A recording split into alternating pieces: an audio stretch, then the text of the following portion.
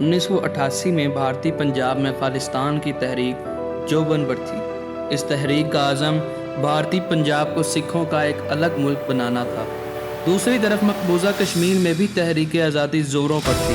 اسی دوران دسمبر 1988 میں اسلام آباد میں سارک کانفرنس ہوئی۔ سارک کانفرنس کی سائیڈ لائن پر بے نظیر بھٹو کی ملاقات بھارتی وزیر اعظم راجیو گاندھی سے ہوئی۔ یہ بند کمرے میں 1 on 1 ملاقات تھی۔ اس ملاقات کے دوران بے نظیر بھٹو اور راجیو گاندھی کے علاوہ کوئی دوسرا نہیں تھا، اور یہی بے نظیر بھٹو کی سب سے بڑی سفارتی غلطی تھی۔ وہ اس لیے کہ وزیر اعظم کی کوئی ملاقات ذاتی نہیں ہوتی، وہ عوام کے نمائندے کے طور پر ریاستی ملازمین کی موجودگی میں عالمی معاملات طے کرتا ہے، تاکہ سند رہے اور عوام کے سامنے ریکارڈ کا حصہ بھی رہ سکے۔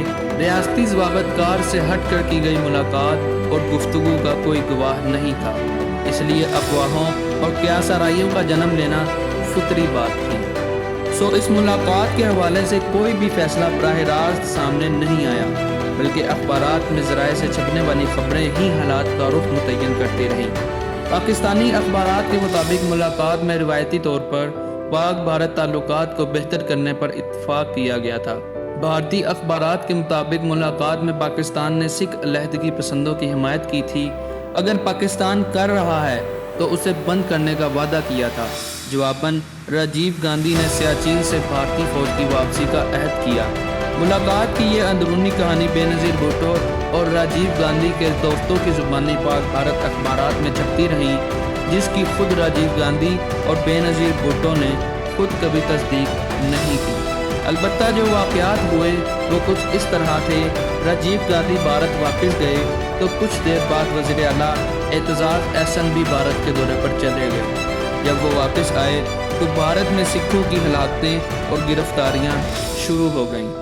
اس مرحلے پر یہ بات پھیلی کہ اعتزاز احسن نے بھارت کو سکھ علیحدگی پسندوں کی فہرستیں دے دی ہیں۔ اسی دوران بھارتی وزیر داخلہ بوٹا سنگھ کا اعتراف بھی پاکستانی اخبارات میں چھپا، جس نے سکھ علیحدگی پسندوں کی حمایت ختم کرنے کے تاثر کو تقویت دی۔ انہوں نے پاکستان پر کشمیریوں کی ٹریننگ کا الزام لگایا، لیکن ساتھ ہی ساتھ یہ بھی اعتراف کیا کہ پاکستان نے خالصتان تحریک سے لا تعلقی کا جو وعدہ کیا تھا اسے پورا کیا ہے۔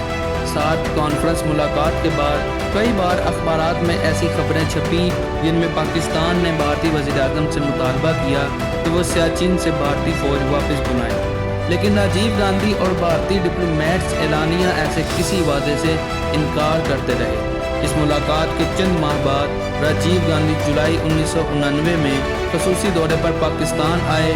ٹائمز آف انڈیا کے مطابق بے نظیر بھٹو نے راجیو گاندھی سے سیاچین والا وعدہ پورا نہ کرنے پر شکوہ کیا۔ بھارتی وزیر اعظم نے جواباً کہا کہ انڈین ملٹری اسٹیبلشمنٹ ابھی سیاچین خالی کرنے پر تیار نہیں، البتہ انتخابات کے بعد وہ اپنا وعدہ پورا کر سکیں گے۔ لیکن 1999 کے بھارتی انتخابات کے بعد راجیو گاندھی دوبارہ وزیر اعظم نہ بن سکے اور یہ وعدہ ہی رہا۔ خالصتان تحریک فہرستوں کی کہانی آج بھی دہرائی جاتی ہے۔ یہ الزام ایک سٹنگر میزائل کی طرح پیپلز پارٹی کا پیچھا کرتا رہا۔ جنرل حمید گل، جنہیں بے نظیر بھٹو نے DGISI کے عہدے سے ہٹایا تھا اور انہیں پیپلز پارٹی کا نظریاتی مخالف سمجھا جاتا تھا، انہوں نے بھی دو ٹوک الفاظ میں ایسی کسی فہرست کی موجودگی سے انکار کیا تھا۔ پاکستان کے ممتاز صحافی عارف نظامی ایک ملاقات کا احوال سناتے ہیں جس میں army chief general Waheed Kakar کی موجودگی میں ISI چیف سے انہوں نے یہی سوال کیا۔ پاکستان ہسٹری کی قسط نمبر 14 اور 15 میں ہم آپ کو پیپلز پارٹی اور IJI کی انتخابی لڑائی کی دلچسپ کہانی دکھا چکے ہیں، جس میں آپ نے دیکھا تھا کہ دونوں جماعتوں نے اسے انتخابی لڑائی سے زیادہ اسلام اور کفر کی لڑائی جیسا بنا ڈالا تھا۔ آج ہم آپ کو دکھاتے ہیں کہ یہ لڑائی انتخابات کے بعد بھی کیسے جاری رہی۔ جب بے نظیر بھٹو وزیر اعظم تھی تو ان پر دائیں بازو کا دباؤ تھا کہ پاکستان میں اسلامی نظام حکومت رائج کیا جائے۔ پنجاب میں نواز شریف وزیر اعلیٰ تھے، انہوں نے بے نظیر بھٹو کو زچ کرنے اور دائیں بازو کے ووٹرز کو خوش کرنے کے لیے مئی 1999 میں پنجاب میں اسلامی قانون نافذ کرنے کا اعلان کر دیا۔ لازمی ناظرہ قرآن حافظین کے لیے ہر سطح پر مفت تعلیم اور قیام الصلاح کے لیے اقدامات کیے جانے لگے۔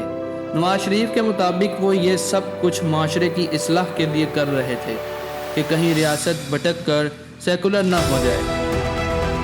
1990 میں پاکستان کے ادارے سپارکو نے بدر اول کے نام سے سیٹلائٹ بھی خلا میں چھوڑا، جو کسی بھی اسلامی ملک کا پہلا سیٹلائٹ تھا۔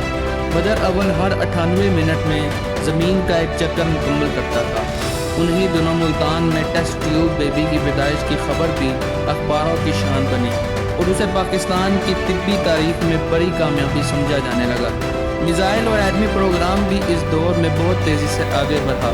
اس وقت کی یہ حقیقت بھی واضح رہنی چاہیے کہ بے نظیر بھٹو اور نواز شریف ایک دوسرے کے خلاف سخت بیانات دیتے تھے اور بھرپور مخالفت بھی کرتے تھے، لیکن ایٹمی یکجان دو کالج تھے۔ پاک فوج اور سیاستدان دونوں مل کر ایٹمی اور میزائل پروگرام آگے بڑھاتے رہے۔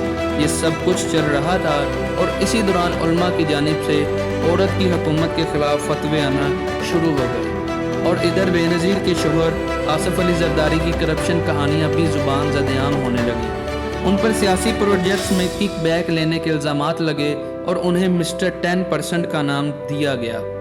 اس تمام کھینچا تانی کے باوجود پیپلز پارٹی کی حکومت قائم تھی، لیکن پھر پیپلز پارٹی کے ہاتھوں ایک سانحہ ہو گیا۔ یہ سانحہ اونٹ کی کمر پر آخری تنکا ثابت ہوا۔